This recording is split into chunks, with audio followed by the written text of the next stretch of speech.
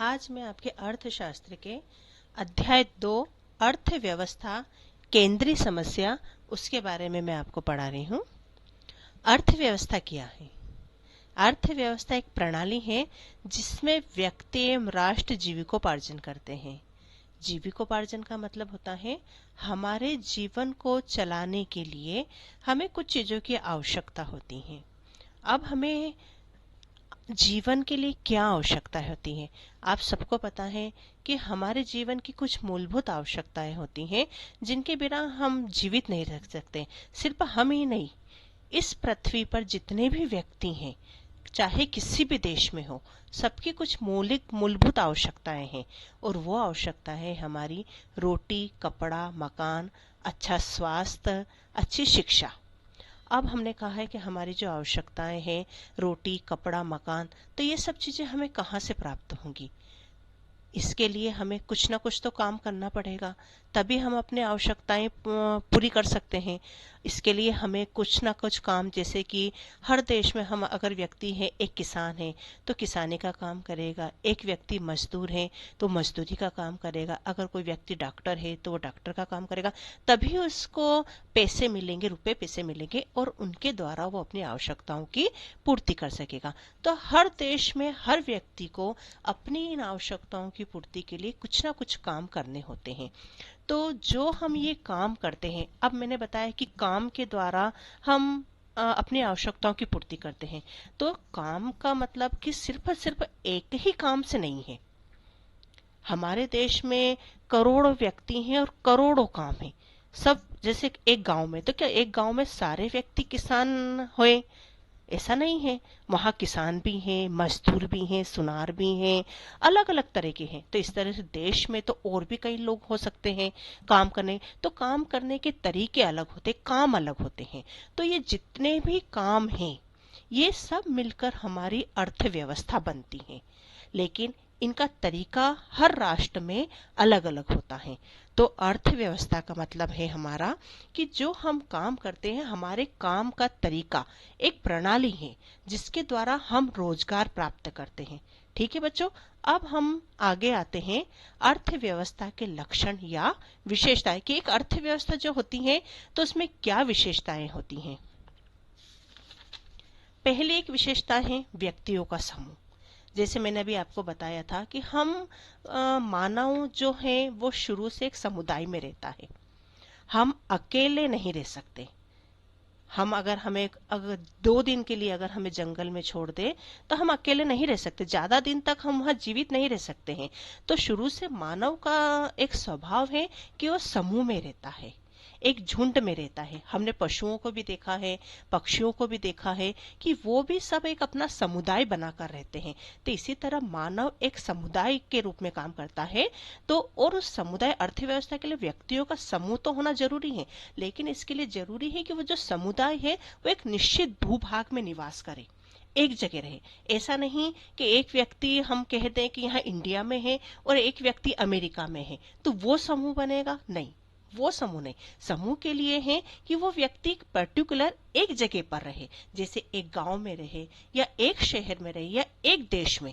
तो ये व्यक्तियों का एक समूह होता है जो मिलजुल कर काम करते हैं। सिर्फ एक व्यक्ति अगर किसान है तो सिर्फ किसान फसल पैदा करेगा तो उससे सबकी आवश्यकताएं पूरी नहीं होगी। उसके साथ साथ हमें दूसरी चीजें की भी चाहिए।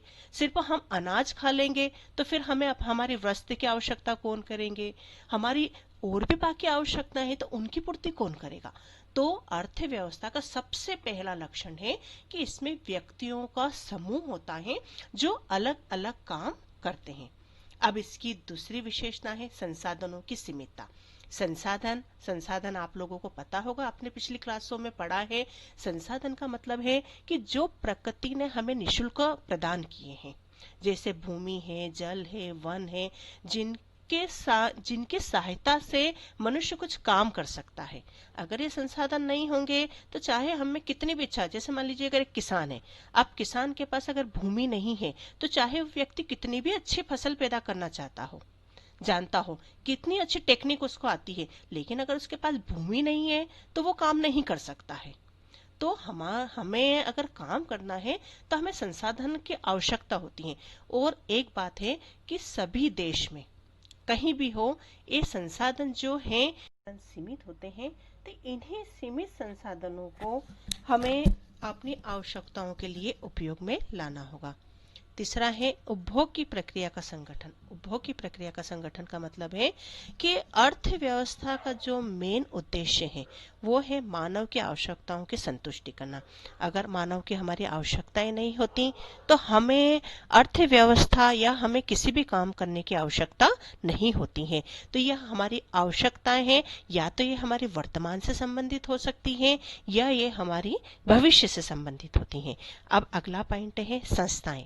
संस्थाएं के मतलब होते हैं कि किसी भी समाज, किसी भी राष्ट्र में कई तरह की संस्थाएं होती हैं जो हमारी आवश्यकताओं की पूर्ति करते हैं। आप सब जानते हैं कई तरह के, जैसे धार्मिक संस्थाएं होती हैं, सामाजिक संस्थाएं होती हैं, राजनीतिक संस्थाएं होती हैं, आर्थिक संस्थाएं होती हैं। अब जैसे हमारी शिक्षा की आवश्यकता है तो शिक्षा की जो हमारी आवश्यकताओं की पूर्ति करने के लिए शैक्षिक संस्थाएं होंगे जहां हम जाकर शिक्षा प्राप्त कर लेंगे।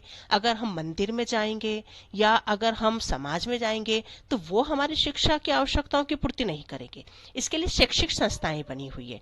इसी तरह अगर हम आध्यात्मिक प्रकृति के हैं, अगर हमें मन की शांति चाहिए, अगर हम ईश्वर में विश्वास करते हैं, प्रार्थना में विश्वास करते हैं, तो कुछ धार्मिक संस्थाएं हैं जहां हम वहां से हम संपर्क करके उन चीजों का लाभ प्राप्त कर सकते हैं। इसी तरह राजनीतिक संस्थाएं बनी है, हमारे देश के शासन को चलाने के लिए कई राजनीतिक पार्टियां हैं तो उनका ज्ञान प्राप्त कर सकते हैं। लेकिन इसी तरह अर्थव्यवस्था में आर्थिक संस्थाएं हैं जो हमें रोजगार प्रदान करती हैं।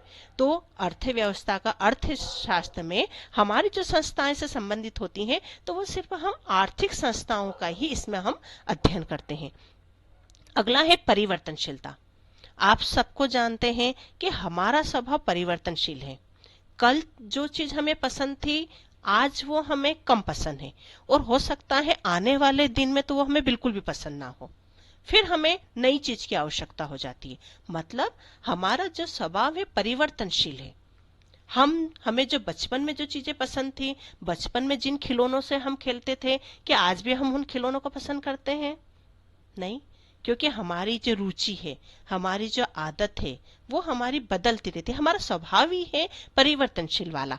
तो जब हमारा स्वभाव परिवर्तनशील है तो हमारी जो हमने जो संस्थाएं बनाई हुई है वो भी परिवर्तनशील होती है। हमारे अर्थव्यवस्था का स्वरूप भी परिवर्तन हो जाता है। जैसे पहले के जो शुरू में मानव हाथ से काम करता था, किसान जो खेती में काम करता था हाथ से काम करता था, लेकिन धीरे धीरे इसका स्वरूप परिवर्तन हुआ। आज सारा काम मशीनों से होने लग गया है।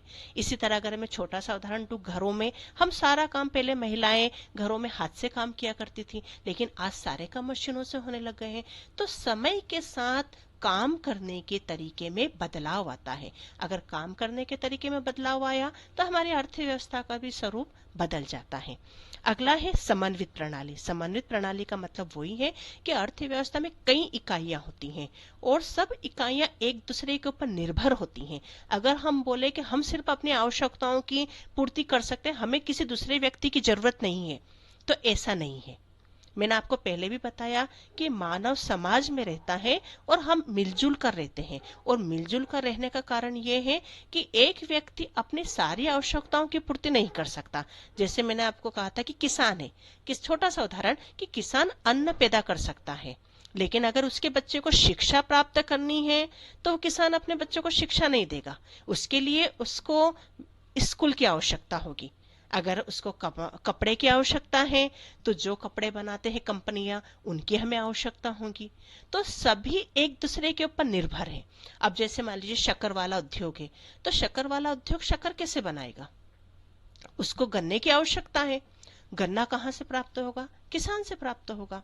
तो सभी इकाइयां जो देश में हम सब मिलजुल कर काम करते हैं, तो ये अर्थव्यवस्था एक समन्वित आर्थिक प्रणाली है।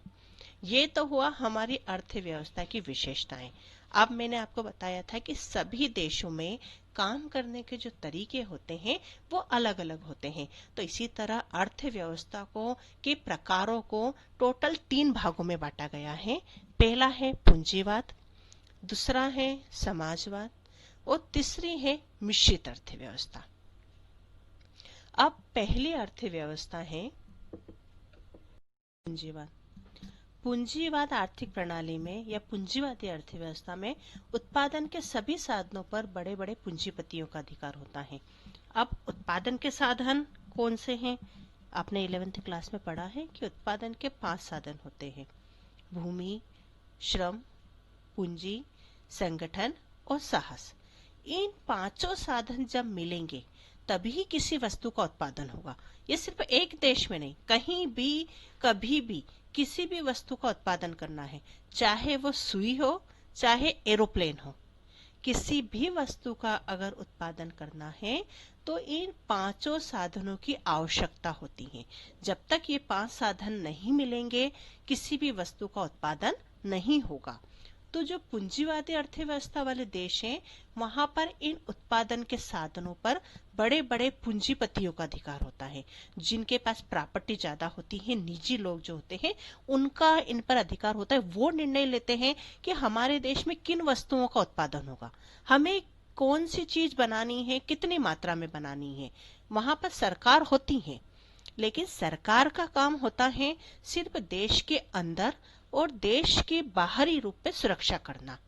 उत्पादन में क्या करना है, किन वस्तुओं को बनाना है, इसमें निर्णय सरकार न लेकर सरकार इन निर्णयों को पूंजीपतियों पर छोड़ देती है।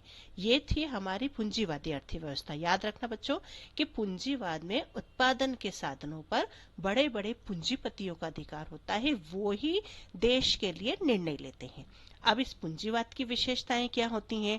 इसकी जो सिंपल सी विशेषताएं हैं जो आपको आसानी से याद हो जाएंगी, वो विशेषताएं मैं आपको बताती हूँ। निजी संपत्ति का अधिकार। अब मैंने आपको बताया कि पूंजीवाद में पूंजीपति लोगों का अधिकार होगा, तो पूंजीपति लोगों जो बड़े बड़े व्यक्ति है उनका अधिकार होगा, तो उनको सरकार ने वहां निजी संपत्ति मतलब जितनी चाहे उतनी संपत्ति वो इकट्ठी करके रख सकते हैं, उसका क्रय विक्रय कर सकते हैं, बेच सकते हैं, खरीद सकते हैं, इसका वहां अधिकार होता है। दूसरा है वहां पर आर्थिक स्वतंत्रता। पूंजीवाद में वहां पर लोगों को स्वतंत्र होते हैं अपना बिजनेस व्यवसाय चुनने की। वहां पर जो चाहे जिस तरीके का चाहे वो व्यवसाय वहां पर कर सकते हैं, व्यक्ति की इच्छा अनुसार अपना व्यवसाय कर सकता है। अगला है उपभोक्ता का प्रभुत्व। उपभोक्ता का प्रभुत्व का मतलब है कि पूंजीवाद वाली अर्थव्यवस्था में उपभोक्ता राजा होता है, उसको अपनी आय इच्छा अनुसार व्यय करने की स्वतंत्रता होती है। जिन वस्तुओं की मांग करेगा वो वस्तुएं उसको वहां आसानी से प्राप्त हो जाती हैं, मन चाही वस्तुएं उपभोक्ताओं को मिल जाती हैं। अगला है इसकी विशेषता लाभ उद्देश्य। पूंजीवादी अर्थव्यवस्था में जो बड़े पूंजीपति होते हैं वो जो भी वस्तुओं का उत्पादन करते हैं देश में, वो सिर्फ अपने लाभ के लिए करते हैं। उनको इससे कोई मतलब नहीं होता है कि जिन वस्तुओं का हमारे देश में उत्पादन हो रहा है उन वस्तुओं को अगर व्यक्ति उपभोग करेगा तो उससे उस व्यक्ति को लाभ हो रहा है या हानि हो रही है, समाज का कल्याण हो रहा है या समाज की दुर्गति हो रही है, इससे उनको कोई लेना देना नहीं होता है। सिर्फ वहां एक उद्देश्य होता है, उनको लाभ कमाना होता है। अगला है कीमत तंत्र। कीमत तंत्र का मतलब है कि वहां पर किन वस्तुओं का उत्पादन किया जाएगा, इसका निर्णय कीमत यंत्र का मतलब मांग और पूर्ति। जिन वस्तुओं की मांग ज्यादा होती है वहां पर उन वस्तुओं को उत्पादन भी ज्यादा होता है और उन वस्तुओं को कीमत भी ज्यादा प्राप्त होती है। तो इसके अलावा एक और है, इसमें दो इस विशेषता और है इसकी, प्रतियोगिता। पूंजीवादी अर्थव्यवस्था में लोगों के बीच में प्रतियोगिता होती है। हर व्यक्ति चाहता है कि मैं दूसरे को पीछे छोड़कर मैं आगे बढ़ जाऊं, मैं लाभ ज्यादा प्राप्त करूं। इसके लिए आपस में पूंजीपतियों में बहुत कंपटीशन होती है। हर व्यक्ति उत्पादन के नए नए तरीके लाता है, नए नए खोज करता है ताकि मैं दूसरे को छोड़ के इस देश पर या उत्पादन के साधनों पर मेरा प्रभुत्व हो जाए। अगला है वर्ग संघर्ष। अब आपको इसमें मैंने बताया कि पूंजीवादियों का मेन उद्देश्य होता है लाभ कमाना, तो लाभ कमाने के लिए वे श्रमिकों का शोषण करते हैं। शोषण मतलब उनको कम पैसा देते हैं, उनसे काम ज्यादा लेते हैं। तो जब पैसा कम देंगे काम ज्यादा लेंगे तो स्वाभाविक है कि उन व्यक्तियों में असंतोष पैदा होगा और धीरे धीरे मजदूर और मालिकों में संघर्ष होने लग जाते हैं। आए दिन वहां पर हड़ताल होने लग जाती है, कई तोड़फोड़ होने लग जाती है। तो वर्ग संघर्ष एक पूंजीवादी अर्थव्यवस्था की विशेषता है। व्यवस्था में वर्ग संघर्ष रहता है। अब पूंजीवादी अर्थव्यवस्था है तो इसके कुछ गुण भी हैं। तो पहला है अकुशलता एवं अपव्यय का निवारण। अपव्यय का मतलब कि इसमें हर व्यक्ति ज्यादा लाभ कमाना चाहता है, तो इसलिए वो चाहता है कि मैं कम नुकसान किए ज्यादा से ज्यादा अच्छी वस्तुएं बना सकूं। तो इसके लिए नई नई चीजों की, नई नई टेक्निकों की जरूरत होती है और नया नया उत्पादन होता है। उत्पादन में वृद्धि तथा पूंजी निर्माण, इसमें हर व्यक्ति लाभ कमाने के लिए ज्यादा से ज्यादा उत्पादन करता है, ज्यादा लाभ प्राप्त करता है, जिससे उसके पास पूंजी का निर्माण ज्यादा होता है। अगली इसके लाभ है तकनीकी प्रगति। अब जब हम न्यूनतम लागत पर हमें अगर अधिकतम उत्पादन करना है तो इसके लिए नई नई टेक्निक की खोज की जाती है। हर व्यक्ति जो पूंजीपति होते हैं वो नई नई टेक्निक लाते हैं, तो इससे तकनीकी प्रगति होती है। जो पूंजीवादी देश है, हमने देखा है कि दूसरे देशों की अपेक्षा टेक्नोलॉजी में वो बहुत आगे है। हर चीज में वो खोज करते रहते हैं। एक खोज हो गई तो उसकी ये नहीं कि उसके बाद वो बंद हो गई या वहीं रुक गए, वो और नई टेक्निक लाते हैं। जैसे मोबाइलों में हमने देखा है कि शुरू में किस तरीके के मोबाइल थे, आज हम देखते हैं 4G वाले, और कितने टेक्निकों के, और भी आगे नई नई तकनीकों की खोज होती जाएगी। योग्यता अनुसार पुरस्कार। अब पूंजीवाद में जो व्यक्ति जितना योग्य होगा, जिसमें जितनी नई नई टेक्नोलॉजी को यूज करने की क्षमता होगी, नई नई तकनीक लागने की क्षमता होगी, वो व्यक्ति उतना काम करेगा और उसको उतना लाभ प्राप्त होगा। जीवन स्तर में सुधार, यहाँ पर उपभोक्ताओं के जीवन स्तर, क्योंकि व्यक्ति कंपटीशन में काम करता है। अब कंपटीशन में काम करेगा तो उनको चीजें अच्छी बनानी पड़ेंगी और उसकी कीमत भी कम रखनी पड़ेगी। तो यहाँ पर अच्छी वस्तुएं कम कीमत पर मिल जाती हैं, इसलिए लोगों के जो उपभोक्ता होते हैं उनके जीवन स्तर में सुधार होता है। अब इसके कुछ दोष भी हैं। दोष है यहाँ पर वर्ग संघर्ष। अब मैंने बताया था कि पूंजीवादी अर्थव्यवस्था में समाज अमीर, गरीब, श्रमिक, पूंजीपति इन दो वर्गों में बढ़ जाता है और हमेशा यहाँ पर इन दोनों वर्गों में संघर्ष होता रहता है। श्रमिकों का शोषण होता है। पूंजीवादी अर्थव्यवस्था की सबसे बड़ा दोष है कि यहाँ श्रमिकों का शोषण रहता है। उनको हर वक्त बेरोजगारी का भय लगा रहता है कि पता नहीं कब जो पूंजीपति हैं वो हमें यहाँ पर निकाल दे। एकाधिकार प्रवृत्तियों को प्रोत्साहन। एकाधिकार का मतलब होता है कि यहाँ समाज कल्याण को दूर करके हर व्यक्ति चाहता है कि मेरा उत्पादन के साधन पर अधिकार हो।